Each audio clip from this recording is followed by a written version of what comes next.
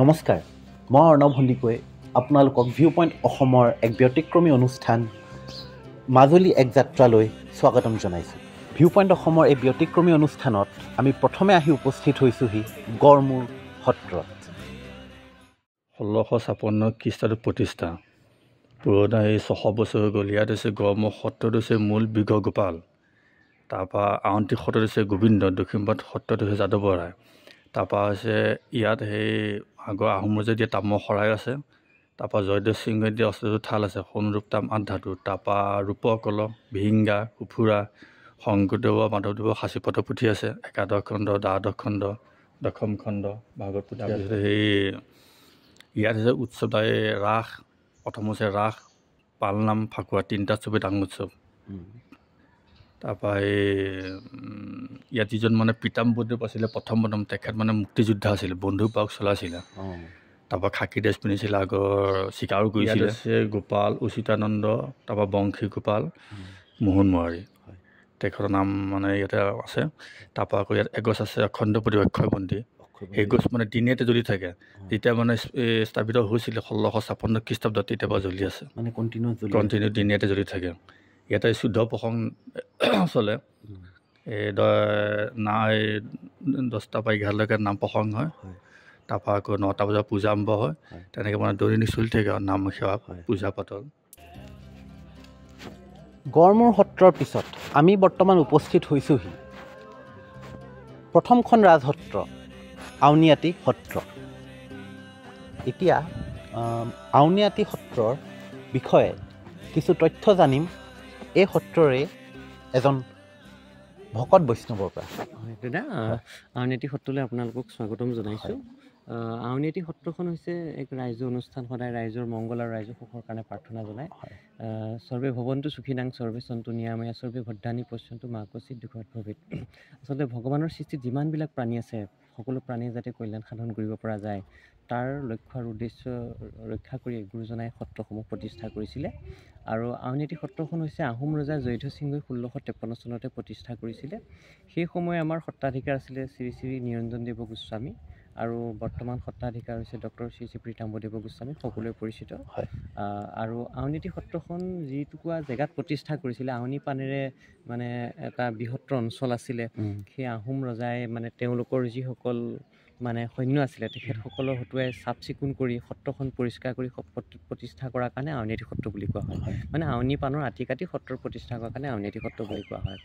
আৰু আউনীআটী সত্ৰখন উদাস পৰম্পৰাৰে চলে, মানে কেৱলীয়া বুলি যে কয়, সেই উদাস পৰম্পৰাত চলে। সত্ৰখনৰ ভিতৰত যিসকল থাকে তেখেতসকলক বৈষ্ণৱ বা ভকত বুলি কোৱা হয়। সাধাৰণতে যিসকলে বিষ্ণুক উপাসনা কৰা হয় তেখেতলোকক বৈষ্ণৱ বুলি কোৱা হয়। আমাৰ ইয়াতে বিষ্ণুক মানে ভগৱান কৃষ্ণক গোবিন্দ বুলি উপাসনা কৰা হয়। ডেইলি আমাৰ নামঘৰত 14 প্ৰসংগ কৰা হয়। ৰাতিপুৱা হয়, আবেলি হয় আৰু গধূলি হয়। ৰাতিপুৱা 14 প্ৰসংগৰ আৰম্ভণি হোৱাত আমাৰ বৰকাহ আছে, বৰকাহ বজাব, আৰু সামৰণি সময়ত বৰকাহ বজাব। আৰু তাৰ লগতে আমাৰ সত্ৰৰ এতিয়া বৰ্তমান প্ৰায় 300ৰো অধিক ভকত বৈষ্ণৱ আছে। 4 বছৰৰ পৰা প্ৰায় 92 বছৰ ওপৰলৈকে আছে আমাৰ ভকত বৈষ্ণৱ। আৰু সত্ৰৰ ভিতৰতে যিসকল শিশু বৈষ্ণৱ থাকে তেখেতসকলে সত্ৰীয়া সংস্কৃতিৰ যিখিনি শিকিবলগীয়া, মাটি আখৰাৰ পৰা আৰম্ভ কৰি মানে বৰগীত আৰু লগতে আমাৰ গুৰুজনাৰ যিখিনি কৃষ্টি সংস্কৃতি আছে সেইখিনি সত্ৰৰ ভিতৰত শিকায়। লগতে আৰু যিটো আনুষ্ঠানিক শিক্ষা, সেইটো অসম চৰকাৰৰ অধীনত আমাৰ সত্ৰই প্ৰতিষ্ঠা কৰা স্কুল আছে, চৰকাৰী স্কুল, তাত শিক্ষা গ্ৰহণ কৰে। আৰু সত্ৰৰ বাহিৰত যিসকল থাকে শিষ্য, আমাৰ প্ৰায় অসমত 15 লাখৰো অধিক শিষ্য আছে। আৰু আউনীআটী সত্ৰৰ মুখ্য উৎসৱ বুলি কোৱাৰ লগে লগে সাধাৰণতে পালনাম উৎসৱটো পালন কৰা হয়। পালনাম উৎসৱৰ মূল তাৎপৰ্য হৈছে যে গুৰুজনাই মহাপুৰুষ মাধৱদেৱক উদ্ধাৰৰ কাৰণে সেই পালনাম মহোৎসৱ আয়োজন কৰিছিলে। আৰু আউনীআটী সত্ৰই সেই পৰম্পৰাকে অনুসৰণ কৰি যাতে সমগ্ৰ বিশ্বৰ মানৱ সমাজৰ কল্যাণ সাধন কৰিব পৰা যায়, তাৰ কাৰণে পালনাম উৎসৱ আয়োজন কৰে। আমাৰ কাতিৰ 25 তাৰিখৰ পৰা 29 তাৰিখলৈ হয়। আৰু কাতি মাহটো লোৱা হৈছে, কাতি মাহটোক দামোদৰ মাহ বুলি কোৱা হয়। ভগৱান বিষ্ণুৰ অতি এটা প্ৰিয় নাম হৈছে দামোদৰ। সেই দামোদৰ মাহত মানে এইকাৰণেই লোৱা হয় যাতে পুণ্য ফল পোৱা যায় বুলি কোৱা হয়। মানে আপুনি সেই কাতি মাহত যদি ভগৱান বিষ্ণুক উপাসনা কৰে তেখেত সোনকালে সন্তুষ্ট হয় বুলি কোৱা হয়। সেইকাৰণে পালনাম উৎসৱটো কাতি মাহত লোৱা হৈছে। তাৰ সমান্তৰালকৈ গুৰু দুজনাৰ তিথি, আমাৰ সত্ৰাধিকাৰসকলৰ তিথি, তাৰপৰা 3টা ডাঙৰ একাদশী আছে সেইকেইটা, জন্মাষ্টমী আদি এই আউনীআটী সত্ৰৰ মুখ্য উৎসৱৰ ভিতৰত পৰে। আৰু লগতে আমাৰ সত্ৰৰ যিসকল ভকত বৈষ্ণৱ থাকে তেখেতসকলেও মানে সত্ৰত মানে বাৰ্ষিক সেৱা হিচাপে আমাৰ কিছুমান পালনাম মহোৎসৱ মানে আয়োজন কৰে, সেইখিনিও ইয়াতে সমান্তৰালভাৱে থাকে। আৰু সত্ৰাধিকাৰ প্ৰভুৰ সাধাৰণতে নামঘৰটো কিনাৰতে থাকে। তেখেত হ'ল সত্ৰাধিকাৰ প্ৰভুৰ মানে মূল আশ্ৰয় মানে হ'ল নামঘৰ কিনাৰতে থাকিব লাগে। আৰু আমাৰ তিনিজন থাকে সাধাৰণতে, সত্ৰাধিকাৰ, ডেকাধিকাৰ আৰু গোবিনপুৰীয়া। সত্ৰাধিকাৰ নামঘৰটো কিনাৰতে থাকে, ডেকাধিকাৰ থাকে উত্তৰহাটীত থাকে, আৰু গোবিনপুৰীয়া পূবহাটীত থাকে। তিনিজন ভকত বৈষ্ণৱ থাকে। আৰু সত্ৰত ইতিমধ্যে ক'লো 14 প্ৰসংগ আৰম্ভ কৰা হয়, আৰু মূল নামঘৰত সাধাৰণতে মানে নাম কীৰ্তন হয়, আৰু মণিকূট যিটো কোৱা হয় তাত আমাৰ ৰাতিপুৱা আৰু গধূলি পূজা পাতল কৰা হয় ভগৱান বিষ্ণুক। আমাৰ 5জন মানে উপাস্য দেৱতা থাকে, মাজত যিজন থাকে গোবিন্দ বুলি কোৱা হয়, দুফালে 2জন বাসুদেৱ, গিৰিধাৰী আৰু বংশীবদন, এই 5জনক আমাৰ উপাসনা কৰা। এই সত্ৰৰ অধীনতে এখন বিশ্ববিদ্যালয় প্ৰতিষ্ঠা কৰা হৈছে, তাৰ বিষয়ে আপুনি কিছু আমাক তথ্য দিব পাৰিব নেকি? হয়। আমাৰ মানে সত্ৰসমূহ সদায় ৰাইজৰ মংগল আৰু ৰাইজৰ সুখৰ কাৰণে কাম কৰে। আমাৰ একাদশ সত্ৰাধিকাৰ আছিলে দেৱদ্ৰুতদেৱ গোস্বামী প্ৰভু। তেখেতে কলিকতাৰ পৰা ছপাযন্ত্ৰ আনি 1871 চনতে আসাম বিলাসিনী উলিয়াইছিলে, যাতে খ্ৰীষ্টান মিছনেৰীসকলে যিটো খ্ৰীষ্ট ধৰ্মৰ প্ৰচাৰৰ কাৰণে আসাম অৰুণোদয় ওলাইছিলে, তাৰ প্ৰতিবাদ স্বৰূপে আমাৰ আসাম বিলাসিনী ওলাইছিলে। আৰু লগতে আসাম দীপিকা, আসাম তৰা, সমান্তৰালভাৱে সেই এক যুগজয়ী ইতিহাস আছে। সেই পৰম্পৰাক অনুসৰণ কৰি আমাৰ আউনীআটী সত্ৰৰ বৰ্তমান সত্ৰাধিকাৰ ডক্টৰ শ্ৰী শ্ৰী প্ৰীতাম্বৰদেৱ গোস্বামী প্ৰভু ঈশ্বৰে ভাবিলে আমি যাতে সমাজলৈ এক মানে কেনেদৰে মানে যিসকল মানে যুৱ প্ৰজন্ম আছে আধ্যাত্মিকতাৰ প্ৰতি কেনেকৈ আমি তেওঁলোকক আগবঢ়াই নিব পাৰোঁ। মানে এতিয়া বৰ্তমান সময়ত বহুত ইউনিভাৰ্চিটি আছে, গতিকে তাৰ লগত সমান্তৰালকৈ যদি একেটা গতানুগতিক হৈ আমাৰ ইউনিভাৰ্চিটিখন খোলা কোনো মানে উদ্দেশ্য নাথাকিব। গতিকে আমি যুৱ প্ৰজন্মক কিদৰে আধ্যাত্মিকতাৰ প্ৰতি অনুধাৱন কৰিব পৰাকৈ তাৰ যিখিনি পাঠ্যক্ৰম তাত সংযোগ কৰিছে, আৰু লগতে আমাৰ মূল সেইটোৱেই মানে যাতে যুৱ প্ৰজন্মক আধ্যাত্মিকতাৰ প্ৰতি সমাজক যে সুস্থ বাতাবৰণ গঢ়ি তুলিব পাৰে, তাৰ কাৰণে আউনীআটী সত্ৰই মানে ইউনিভাৰ্চিটিখন টিয়ক কলীয়াপানীত মানে আৰম্ভ কৰিছে। ইতিমধ্যে বহু গৱেষক আহিছে, এডমিশ্যন লৈছে, আৰু আমাৰ যুৱ প্ৰজন্মসকলেও মানে যিটো আমাৰ মাষ্টাৰ ডিগ্ৰী কোৰ্চ সেইখিনিও আৰম্ভ কৰিছে ইতিমধ্যে। মানে মাজুলীত নাই বিশ্ববিদ্যালয়? মাজুলীতো আছে, মাজুলীতো এটা শাখা আছে। মাজুলীত আমাৰ সত্ৰীয়াখিনি হৈছে, আৰু এতিয়া মূল মানে যিটো শাখা মানে ইউনিভাৰ্চিটিখন আছে টিয়ক কলীয়াপানী সত্ৰত, তাত আমাৰ PhDৰ পৰা আৰম্ভ কৰি মানে যিটো মাষ্টাৰ ডিগ্ৰী কোৰ্চ তাত আৰম্ভ হৈছে। আমাৰ মাজুলীত অকল মানে বৰ্তমান হেৰিখিনি কৰি থকা হৈছে, সত্ৰীয়া নৃত্যৰ লগত যিখিনি জড়িত পাৰফৰ্মিং আৰ্টছৰ সেই কোৰ্চটো চলি আছে। আৰু যেনেকৈ আমি এতিয়া দেখিব পাইছোঁ আমাৰ ডিব্ৰুগড়ত আউনীআটী সত্ৰৰ এটা শাখা আছে, তেনেকৈ ক'ত কিমানখন শাখা আছে আপুনি অলপ ক'ব পাৰিব? মূল মানে অসমত প্ৰায় এতিয়া 17টা স্থানত আছে শাখা। তাৰ ভিতৰতে আমাৰ ডিব্ৰুগড় ধৰক মানে হেৰি তাতে 3টা ঠাইত আছে। আমাৰ বৰ্তমান প্ৰাক্তন মুখ্যমন্ত্ৰী সৰ্বানন্দ সোণোৱাল ছাৰৰ বাসগৃহৰ কিনাৰতে আছে, মানকটা বুলি কয়, তাত এখন আছে, আৰু মোহনাঘাটত আছে। তাৰপৰা আৰু তাতে ডিব্ৰুগড় আৰু এটা জেগাত আছে। তেনেকৈ আমাৰ যোৰহাটত প্ৰায় 5 জেগামানত আছে শাখা সত্ৰৰ। তেনেকৈ শিৱসাগৰতো আছে 4 ঠাইত মানত। তাৰপৰা ইফালে বান্দৰদোৱাত আছে, গুৱাহাটীত আছে, নগাঁৱত আছে। এই সকলো মিলালে আমাৰ প্ৰায় 17টামান শাখা হয়। সেই শাখাসমূহ কেনেকৈ পৰিচালনা হয় বা কি কৰে? আমাৰ শাখাৰ মানে মূল পৰিচালনা কৰা দায়িত্ব সত্ৰাধিকাৰ প্ৰভু, তেখেতে চোৱা চিতা কৰে, আৰু প্ৰতিটো শাখালৈ তেখেতে মাজে মাজে যায়। আৰু তেখেতে এটা খুব সুন্দৰ প্ৰচেষ্টা আছে, প্ৰতিটো শাখা যাতে উজ্জীৱিত হৈ থাকে তাৰ কাৰণে প্ৰতিটো শাখাত কিছু কাৰ্যসূচী গ্ৰহণ কৰে। আৰু আমাৰ আউনীআটী সত্ৰতো ক'লোৱে পালনাম, আমাৰ টিয়ক কলীয়াপানী শাখাখন যাতে উজ্জীৱিত হৈ থাকে, তাত ভাদ মাহৰ গোটেই মাহ যোৱা কাৰ্যসূচীৰে তাত মানে নাম কীৰ্তন আয়োজন কৰি থাকে। আমাৰ আউনীআটী মূল শাখাটো ইয়াতো হয়েই, তাৰ উপৰি সেই জেগাত মানে ভাদ মাহৰ গোটেই এটা ডাঙৰ বিশাল কাৰ্যসূচী লয়। তেনেকৈ আমাৰ প্ৰতিটো শাখাতে কিছু কাৰ্যসূচী থাকে। ভূঞাহাটত থাকে, মাঘী পূৰ্ণিমাত তেখেতে পালনাম আয়োজন কৰে। আমাৰ উত্তৰ গুৱাহাটীতো তেনেকৈ পালনাম মহোৎসৱ আয়োজন কৰে। সেই প্ৰতিটো শাখা যাতে সুন্দৰ ৰূপত পৰিচালিত হৈ থাকে তাৰ কাৰণে এখেতে সত্ৰাধিকাৰ প্ৰভু ঈশ্বৰে যাৱতীয় ব্যৱস্থা গ্ৰহণ কৰে, আৰু প্ৰতিটো শাখাতে কিছুমান নিৰ্দিষ্ট কাৰ্যসূচী মাজে মাজে ৰূপায়িত কৰি থাকে। বহুত বহুত ধন্যবাদ এইখিনি তথ্য দিয়াৰ বাবে। ধন্যবাদ। মাজুলী এক যাত্ৰা ভিউ পইণ্ট অসমৰ এই ব্যতিক্ৰমী অনুষ্ঠানৰ প্ৰথম খণ্ডত আপোনালোকক আমি 3খন ৰাজসত্ৰৰ কিছু তথ্য দাঙি ধৰিবলৈ চেষ্টা কৰিছোঁ। ইতিমধ্যে আপোনালোকক গড়মূৰ আৰু আউনীআটী সত্ৰৰ বিষয়ে আপোনালোকক অৱগত কৰিলোঁ। এতিয়া আহক দক্ষিণপাট সত্ৰৰ বিষয়ে কিছু তথ্য জানো।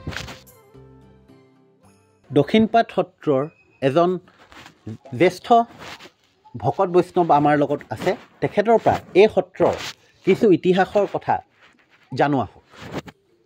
ককা, এই সত্ৰৰ কিছু ইতিহাসৰ বিষয়ে আপুনি যদি অলপ আমাৰ দৰ্শকসকলক কয় ভাল পাম। এই সত্ৰৰ ইতিহাসৰ ভিতৰত ক'বলৈ গ'লে জয়ধ্বজ সিংহ ৰজাৰ দিনত হয় আমাৰ আদি গুৰু আছিলে বনমালী দেৱ গোস্বামী। হয় তেখেত আছিলে কোচ ৰজা আমাৰ শিষ্য, কোচ ৰজাৰ হাউলিত আছিলে। ইতিমধ্যে কোচ ৰজাৰ হাউলিৰ বুৰঞ্জী মতে জীয়েক এগৰাকী জয়ধ্বজ সিংহ ৰজাৰ বোৱাৰী। শিৱসাগৰৰ যিটো ভৌতিয়াপাৰ পুখুৰী ৰজাই খান্দিছিলে জয়ধ্বজ সিংহ ৰজাই, মানে প্ৰবাদ মতে ৭৮ পুৰা মাটি নে কিমানটা মাটিৰ পুখুৰী, পানী নোলায়। ৰজাই বহুত চিন্তিত হোৱাত উপায়হীনভাৱে যাগ যজ্ঞও কৰিলে। তেতিয়া বোৱাৰীয়েকে ক'লে যে আমাৰ গুৰুক আনিলে পানী উলিয়াব পাৰিব সকলো। গুৰু সাধক আছে, সাধনা কৰে আৰু তেখেতৰ অলৌকিক শক্তিও আছে। ক'ত আছে? আমাৰ হাউলিত আছে। তেতিয়া কোচ ৰজালৈ খবৰ দিলে। কোচ ৰজাই নাৱেৰে বনমালী দেউক ভকত বৈষ্ণৱ লগত দি পেলাই পঠাই দিলে শিৱসাগৰলৈ। বনমালী দেউ নাৱৰ পৰা দিখৌত নাও থৈ ৰজাক দেখা কৰিলে। দেখাত কৰাত তেতিয়া ৰজাই ক'লে যে বাপু, মই পুখুৰী এটা খান্দিলোঁ, ইমান বিঘা মাটি পুৰা মাটি, পানী নোলায়। মোৰ বোৱাৰীয়ে ক'লে তোমাৰ অলৌকিক শক্তি আছে, তুমি পানী উলিয়াব পাৰিবানে? তেতিয়া তেখেতে ক'লে যে মই আজি নাৱতে থাকিম, কালিলৈ ইমান সময় ৰাতিপুৱা মই নিজৰ উপাস্য দেৱতাক স্মৰণ কৰি মই পুখুৰীলৈ গৈ চেষ্টা কৰি চাম, নিশ্চয় পানী ওলাব লাগিব। ৰজাই তেতিয়া কি ক'ত সুবিধা লাগে সুবিধাখিনি দিলে। দি পেলাই আহোম ৰজা জয়ধ্বজ সিংহ মানে কোচ ৰজাই পঠিয়াইছিলে, আহোম ৰজাই এইখিনি ক'লে। এইখিনি ক'লে। তাৰপিছতে ৰজাও পাত্ৰ মন্ত্ৰী দা ডাঙৰীয়াকে আদি কৰি প্ৰজাও কালিলৈ বামুণ এজন আহিব, পুখুৰী পানী উলিয়াব, আচৰিত কাণ্ড বুলি ভাবি চব পাৰত গেডাৰিং হ'ল। পুখুৰীটো ইমানেই গভীৰ, মানে গোসাঁই নামিবৰ কাৰণে ৰজাই জখলা কাটি দিছিলে। নামি গৈ পেলাই সোঁ মাজত তেখেতে ইষ্ট দেৱতাক স্মৰণ কৰি লগত আৰু কেইজনমান অহংভাৱেৰে গৈছিলে। কি পানী উলিয়াব, ইমান খান্দোতেও উলিয়াব পৰা নাই। তেখেতে সোঁ মাজত লাখুটি এডালে খচ মাৰি দি ঈশ্বৰক স্মৰণ কৰি দিলে। দিয়াতে ভাও ভাও ভাও ভাওকৈ পানী ওলাবলৈ ধৰিলে। এতিয়া ৰজা বনমালী দেৱ গোস্বামী লৰালৰিকৈ উঠি আহি পাৰত থিয় হ'ল আৰু লগত কেইজনমান বাছিল। কেইজনমান সেই চাকনৈয়াত পৰি দক্ষিণ ফালৰ ভাটি ফালৰ পাৰটো ভাগি দিখৌ পৰিল। সেইকাৰণে ভটিয়াই পাৰ। ৰজাই ক'লে মই আপোনাক বুলিতে শৰণ ল'ম আৰু মোৰ যিটো ৰাজ সন্মান মই আপোনাক প্ৰদান কৰিম আৰু আপুনি মোৰ ৰাজ্যৰ পৰা দৰঙলৈ যাব নোৱাৰে। মই ঐশ্বৰ্য বিউতি মাটি বাৰী সা সম্পত্তি দি আপোনাক মোৰ ৰাজ্যতে স্থাপন কৰিম বুলি উজনি মাজুলী গোসাঁইবাৰী বুলি এতিয়াও আছে, তাত সংস্থাপন দিছিলে। গোসাঁইবাৰী এতিয়াও আছে, পুখুৰী আছে, ভেটি আছে, বুজিছেনে? তাৰপিছতে কি প্ৰাকৃতিক দুৰ্যোগত সেই জেগাটুকুৰা নিৰাপদ জেগাটুকুৰা এৰি এইখন সত্ৰ এতিয়া বৰ্তমান 186 নে 87 বছৰ হৈছে। তাৰ আগত ব্ৰহ্মপুত্ৰৰ মাজত আছিলে। এইখন ব্ৰহ্মপুত্ৰৰ মাজত আছিলে এই সত্ৰখন। তাত এৰি পেলাই ইয়ালৈ উঠি আহি তাত খহনীয়া লগাত বুঢ়াগোহাঁই যদি বুৰঞ্জী মতে চন্দ্ৰমালা এদেৱে চিন্তা কৰিলে যে এইবোৰ গোটেই সা সম্পত্তিবোৰ জাহ যাব। সেইকাৰণে ৰজাৰ পৰামৰ্শ ক্ৰমে এই 4 বাউণ্ডৰীটো মাৰি এইটো মাজুলী এটা প্ৰথম পকা ঘৰ, এই ৰঙা ঘৰটো 5 চাইডে আছে, বৰ ভঁৰাল বুলি কয়। এই সম্পদবোৰ আনি তাত সুৰক্ষিত কৰি ৰাখিলে। ৰাখি তাৰপিছত খহনীয়া লাগিল। খহনীয়া লগাত সেই সত্ৰখন উঠি আহি ইয়াত সত্ৰাধিকাৰে বাঁহৰ ঘৰ দুৱাৰ সাজি থাকিল বুলিলে। মানে এতিয়া আপোনাৰ যিখন সত্ৰ দক্ষিণপাট সত্ৰ, এই ইয়াৰ মাজৰ পৰা ইয়ালৈ আহিল। উজনিত থাকি গ'ল। ভেটি পৰ্যন্ত পুখুৰী পৰ্যন্ত আছে। তাৰ পৰা ইয়ালৈ কেলে আহিছিলে নৈ মাজত? সেইটোত এটা সমস্যা, প্ৰাকৃতিক মানৰ কিবা দুৰ্যোগত আহিল, মানৰ আক্ৰমণত কিবা এটা প্ৰাকৃতিক দুৰ্যোগত আহিল। তেতিয়া এতিয়ালৈকে প্ৰায় 86 নে 87 বছৰ ইয়াত থকাটো হৈছে। ইয়াৰ আগতে আছিলে নৈৰ মাজত আছে। মাজুলী এক যাত্ৰাৰ প্ৰথম খণ্ডটি ইয়াতে সমাপ্ত হৈছে। দ্বিতীয় খণ্ডটিত আপোনালোকক আমি মাজুলীৰ মুখাশিল্পৰ বিষয়ে কিছু তথ্য আপোনালোকৰ আগত দাঙি ধৰিম।